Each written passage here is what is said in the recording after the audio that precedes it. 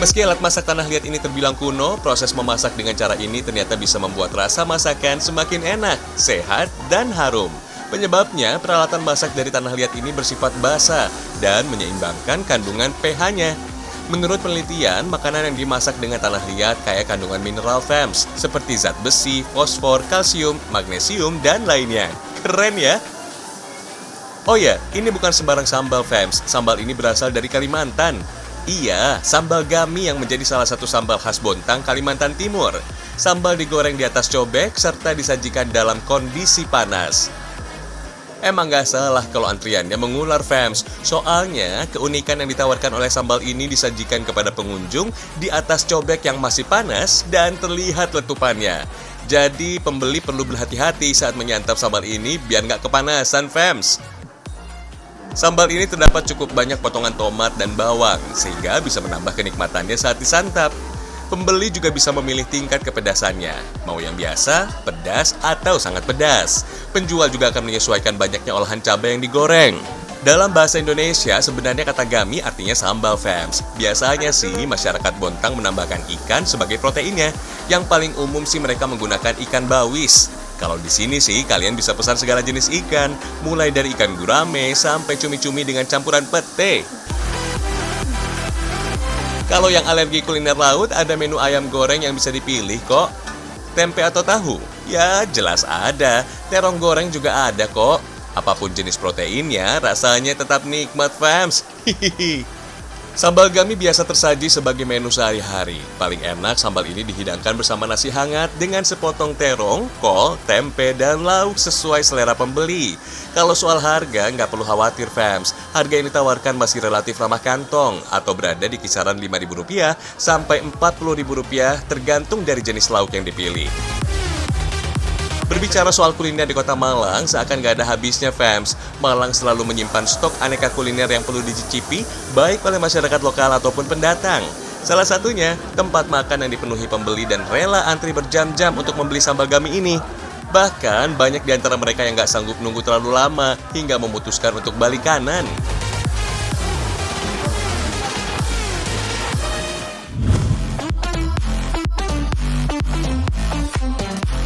Kenalin FAMS, si kuning yang kaya rempah ini namanya mangut bebek pendem. Kalau selama ini menu mangut identik dengan ikan lele dan ikan pari, kali ini justru pakai daging bebek.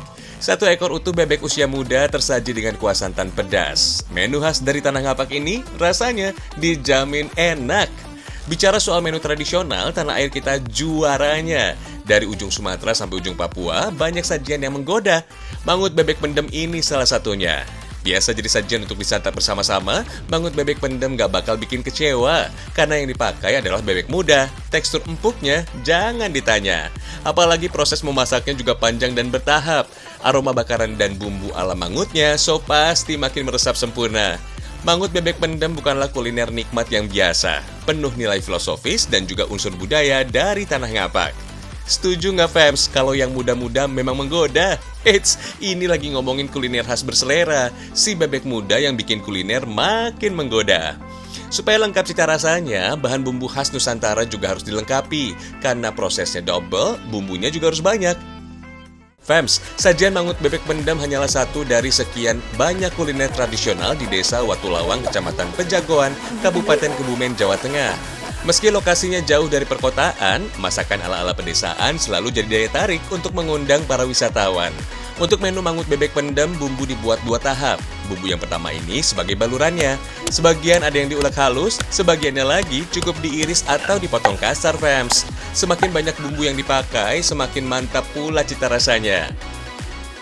Bebek nggak perlu dipotong-potong, cukup belah bagian tengah badannya dan kosongkan isi jeroannya. Bumbu kuning yang sudah halus, balurkan ke seluruh badan bebek. Untuk bumbu irisnya bisa langsung masuk ke dalam badan, FAMS. Irisan laos, jahe, serai, bawang, daun jeruk, dan salam berfungsi untuk meredam aroma amis daging bebek. Agar bumbu maksimal dan gak tumpah, ikat tubuh bebek dengan tali bambu. Supaya ringkas, posisinya harus menekuk sempurna, FAMS. Olesi kembali dengan bumbu halus dan beri perasan jeruk nipis secukupnya. Makin mantap lagi nih rasanya. Terakhir, tinggal bungkus dengan daun pisang. Baiknya sih lapisan daun pisangnya agak banyakan ya. Kalau perasan santan kelapa tua ini bukan untuk bebek pendem, tapi untuk kuah mangut. Peras sekalian yang banyak deh, biar kuahnya makin segar. Lanjut fams, bebek yang sudah terbungkus daun bisa langsung ke tahap berikutnya. Pada proses inilah nama bebek pendem akhirnya muncul. Tanah yang sedang digarap ini fams adalah tanah pilihan. Tanah lempung dengan kondisi yang bersih yang bisa kita pakai. Jangan lupa pakai face shieldnya dulu ya, biar protokol kesehatan tetap terjaga. Pendam atau memendam artinya menanam atau menyembunyikan sesuatu di dalam tanah.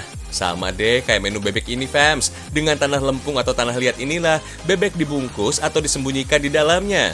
Proses mematangkannya juga unik fams. Bongkahan tanah berisi bebek kembali dipendam 3 jam dalam panasnya hawa tungku. Fams, proses memasak yang panjang dan gak biasa ini jadi warisan kuliner khas dari Desa Watulawang, Kabupaten Kebumen. Menu legendaris ini tentu punya makna filosofis. Bebek pendem dari Desa Watulawang konon menjadi gambaran proses terciptanya manusia. Ibarat manusia yang baru terlahir ke dunia, bebek pendem yang baru matang juga demikian. Racikan bahan rempah diibaratkan bumbu-bumbu kehidupan. Kalau semuanya pas, maka sempurna cita rasanya.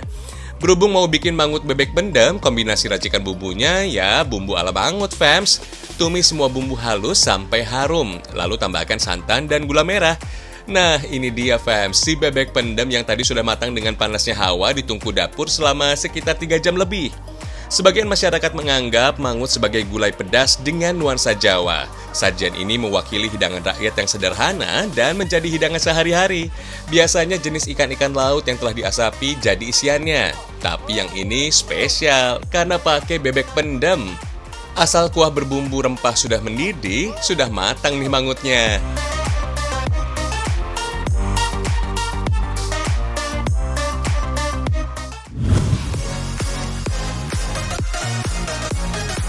Buah murbei ternyata bisa dibuat menjadi sawut gunung khas Bromo. Cara buatnya gampang fams. Parut singkong terlebih dulu, lalu hancurkan buah murbei. Parut juga buah nanas ya. Adanya tambahan buah-buahan ini untuk menambahkan aroma dan cita rasanya. Kemudian campur parutan nanas ke dalam parutan singkong agar warna sawut menjadi lebih menarik.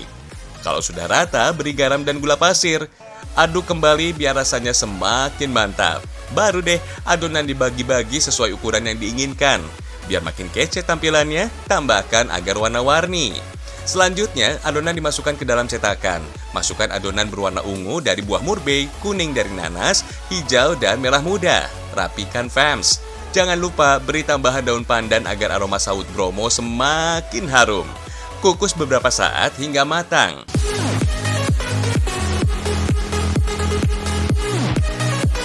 Tinggal beri hiasan agar makin menarik fams. Untuk membuat lautan pasirnya, gunakan kelapa parut. Batu-batunya hias dengan buah murbei.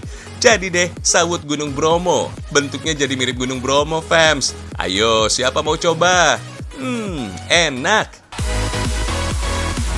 Meski terlihat sederhana, sawut Bromo mengandung magnesium. Bisa menurunkan tekanan darah tinggi. Untuk buah murbeinya, kaya antioksidan. Ampuh mencegah penuaan dini. Bikin kulit sehat dan awet muda.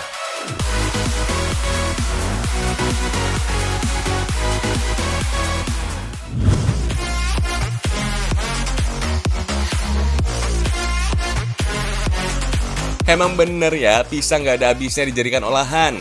Perkenalkan, ini namanya putu Tegalan, fams. Jangan kebayang putu yang dikukus menggunakan bambu itu ya. Putu Tegalan ini dibuat dengan tepung ketan sebagai bahan utamanya. Fams, putu Tegal versi tradisional ini berisi pisang dengan tekstur yang empuk dan lembut. Rasa sedap dan nikmatnya santan berasal dari minyak di dalamnya, yaitu senyawa nonil metil keton. Meski mengandung lemak, santan bisa menyatu dengan air. Soalnya santan punya zat pengemulsi alami yang gak sulit ditemukan pada bahan lainnya. Kue putu Tegal fams adalah jenis kue basah yang terbilang langka, karena penjual di pasar tradisional sudah jarang ditemui. Dinamakan putu Tegal karena filosofi bentuk dan makna dari kue basah ini berasal dari kata Tegalan yang dalam bahasa Jawa berarti pematang sawah. Di Jawa, pematang sawah bisa ditanami palawija atau tanaman lain seperti pisang.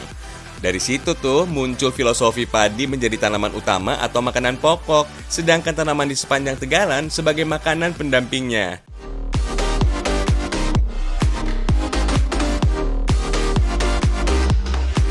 Fams, kue putu Tegalan ini memiliki rasa gurih dan manis. Rasanya lebih lezat lagi karena ada buah pisang dan isian coklat di dalamnya. Pisang yang dipakai biasanya jenis pisang raja. Harus sudah matang dan ranum ya, soalnya pisang raja dikenal mempunyai rasa enak dan aromanya sedap banget. Harus dipastikan pisang tertutup sempurna oleh adonan tepung ketan. Hasilnya bisa mempengaruhi saat proses pengukusan nanti.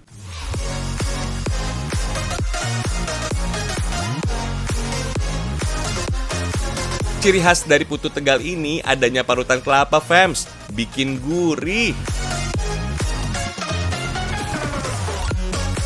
Butuh waktu sekitar 10 menit sampai kue putu Tegalan siap disantap. Aroma wangi dari buah pisang harum banget. Fams, kue putu Tegal ini mempunyai tekstur yang lembut dan empuk saat digigit. Pantas ya si cantik ini banyak penggemarnya.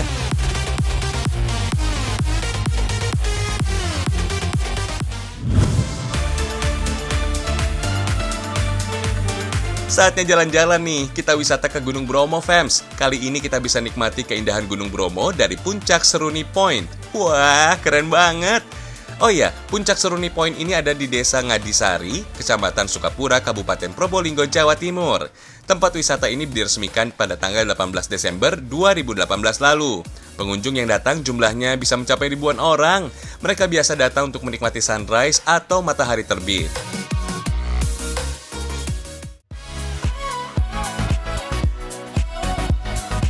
Sayangnya, kita kurang beruntung, Fams, karena nggak bisa menikmati sunrise dari Seruni Point. Saat musim hujan seperti sekarang, kabutnya lumayan tebal dan anginnya kencang. Kalau mau kesini, jangan lupa bawa jaket sarung tangan dan penutup kepala. Udaranya yang dingin banget bisa bikin tubuh menggigil, Fams. Tapi kalau sudah ada mataharinya, kabut akan segera menghilang. Perlahan berganti dengan hangatnya sinar matahari. Kalau mau ikutan foto harus antri, Fams. Maklum, spot foto dengan latar belakang Gunung Bromo ini ramai banget karena banyak peminatnya. Oh ya, Fams, Puncak Seruni Point juga dinamakan Plaza Seruni Point. Puncak ini ditopang dengan 4 unit Tugu Brawijaya untuk mengenang masa kejayaan Kerajaan Majapahit dulu. Tuh, keren kan? Untuk sampai ke Puncak Seruni, pengunjung harus naik tangga yang jumlahnya ada 256. Wah, banyak banget ya, Fams. Kalau capek, bisa istirahat sebentar di bordes alias tempat peristirahatan. Total ada 7 bordes yang dibangun secara mewah. Sekilas mirip The Great Wall atau tembok raksasa Cina ya. Hihihi. Fams, Puncak Seruni Point ini dibangun hanya dalam waktu 6 bulan dan menghabiskan biaya mencapai 5 miliar rupiah. Lumayan mahal ya. Sekarang jadi tugas kita untuk menjaganya agar bangunan ini tetap indah. Caranya, jangan mencoret-coret bangunannya agar wisatawan asing dan lokal makin tertarik untuk berkunjung ke sini. Kalau cuaca cerah, kita bisa melihat sejumlah gunung seperti Gunung Bromo, Gunung Semeru, Gunung Batok, Argopuro, Gunung Kursi, Gunung Arjuno, dan Gunung Lemongan. Kalau sudah puas menikmati pemandangan dari ketinggian, kita bisa mendekat ke Gunung Bromo. Bagus banget loh, jadi tempat foto-foto.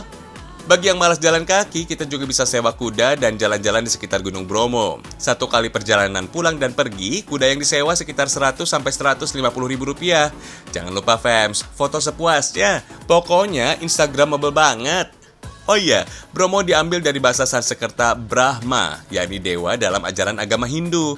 Bagi masyarakat Tengger, Gunung Bromo adalah gunung suci. Alasan itulah yang membuat acara Yatnya Kasada rutin digelar setiap tahun di Pura Kaki Gunung Bromo. Selain itu, kita juga bisa menikmati keindahan Gunung Batok, kawasan pasir berbisik, padang savana, dan Bukit Teletabis, Fams. Di padang savana, kalian wajib foto-foto dengan latar Bukit Teletabis. Nama ini diberikan karena bentuk bukitnya mirip dengan rumah Teletabis. Keren ya, Fams?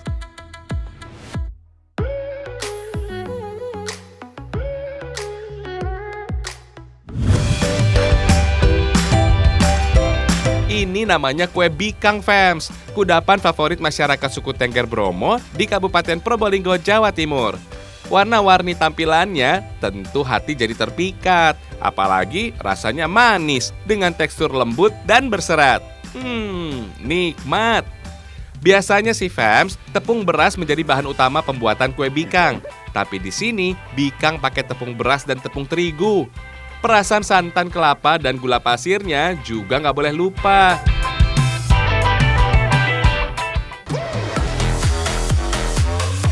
Untuk bikin adonannya gampang kok. Campur tepung beras dan tepung terigu ke dalam satu wadah. Tambahkan gula pasir, lalu aduk sampai rata. Air santan kelapanya nggak boleh terlalu kental. Adukan dengan ritme dan durasi yang pas, bisa menentukan tekstur serat kue saat bikang matang nanti. Sekitar 15-30 menit, aduk atau kocok manual, fams. Lalu pisahkan adonan menjadi 2 bagian. Supaya hasilnya lebih cantik, masing-masing adonan diberi pewarna makanan, fams. Ada yang merah, ada juga yang hijau. Cantik deh nantinya. Gunakan cetakan bundar untuk memasak kue bikang. Cara masaknya dipanggang. Kalau loyang sudah panas, adonan tinggal dituang. Warna putih original yang jadi dasar. Kalau warna merah dan hijaunya menjadi motif aja, supaya cantik. Kalau kata orang tua zaman dulu, fams, buat kue nggak bisa buru-buru. Kalau mau berhasil, harus dengan senyum dan perasaan happy. Kalau lagi bad mood, biasanya sih hasil kue bisa gagal. Hihihi, apa iya? Setelah dipanggang setengah matang, mulai muncul pori-pori di kue bikang, fams. Gunakan sendok makan untuk menuang santan ke kue bikang ya. Selain menambah cita rasa gurih kue bikang, kandungan minyak kelapa pada santan juga bisa bikin adonan gak lengket pada loyang. Sip lah, lanjut masak kembali kue bikang, fams. 20 menitan aja cukup kok. Kalau udah matang, fams, keluarkan kue bikang dari cetakan. Gunakan sendok atau kayu, lalu congkel pelan-pelan. Duh, jadi gak sabar buat nyoba ini. Sebelum mulai dingin, gunakan gelas terbalik untuk membuat kue bikang mekar. Ciri khas kue bikang, fams, emang mirip seperti bunga mawar. Cantik ya?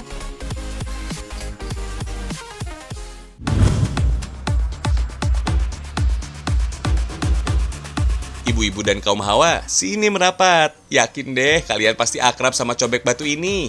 Walau perannya sudah mulai tergantikan dengan blender, pemakaian cobek batu nggak sepenuhnya ditinggalkan. Katanya sih bumbu yang diulek pakai cobek rasanya lebih enak, fams. Hihihi, bener nggak ya? Di Dusun Kerajaan Barat, Desa Sumberjati, Kecamatan Tempeh, Kabupaten Lumajang, Jawa Timur, ada pengrajin cobek batu asli yang masih eksis. Hasil kerajinannya juga nggak sembarangan, rapi dan cantik banget, fams. Batu yang diambil dari kawasan pesisir Pantai Bambang di Lumajang ini jadi bahan bakunya. Batu laut dipercaya lebih mudah dibentuk menjadi cobek atau ulekan karena sering terkena basahnya air laut. Jangan sesekali meragukan kualitasnya. Semudah apapun dibentuknya batu, tetap saja kerasnya nggak kira-kira. Biasanya sih, fam, satu bongkahan batu pantai hanya menjadi satu buah cobek. Kerennya di sini, semua cobek dibuat pakai alat sederhana. Paling-paling alat elektroniknya cuma gerinda untuk membelah batu. Tangan kreatif dari pengrajin inilah yang paling banyak berkarya. Puing-puing dari pecahan batu membuat cobek masih bisa dikumpulkan untuk dijual lagi. Walaupun butuh banyak tenaga, pengrajin dari Lumajang ini bisa bikin 2-3 buah cobek dan ulekan dalam sehari. Wah, keren ya! Kalau sudah kreatif, keterbatasan peralatan bukan jadi hambatan. Bahkan tutup panci yang sudah nggak kepake bisa jadi senjata. Hihihi. Oh ya, fams, pengrajin cobek batu pantai dari Lumajang ini terbilang masih baru. Terdesak himpitan ekonomi saat masa pandemi, ide membuat cobek batu pantai akhirnya sendiri dipelajari secara otodidak. Siapa sangka ternyata inilah yang menjadi berkah. Tingginya peminat cobek batu pantai membuat proses produksinya nggak pernah berhenti setiap hari. Sayangnya, pengrajin batu cobek di Desa Sumberjati cuma satu orang aja, fams. Terakhir, tinggal perapihan saja. Tinggal haluskan bagian tengah cobek ya. Mantap! Kalau kalian berminat, boleh kok datang dan beli. Harga satu paket cobeknya murah banget, mulai dari Rp50.000 sampai Rp125.000 aja, tergantung besar kecil ukurannya.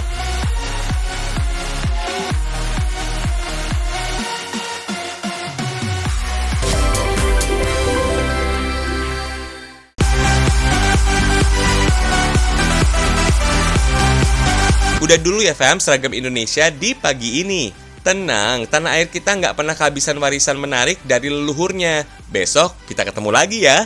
Nonton terus Seragam Indonesia, karena Indonesia istimewa.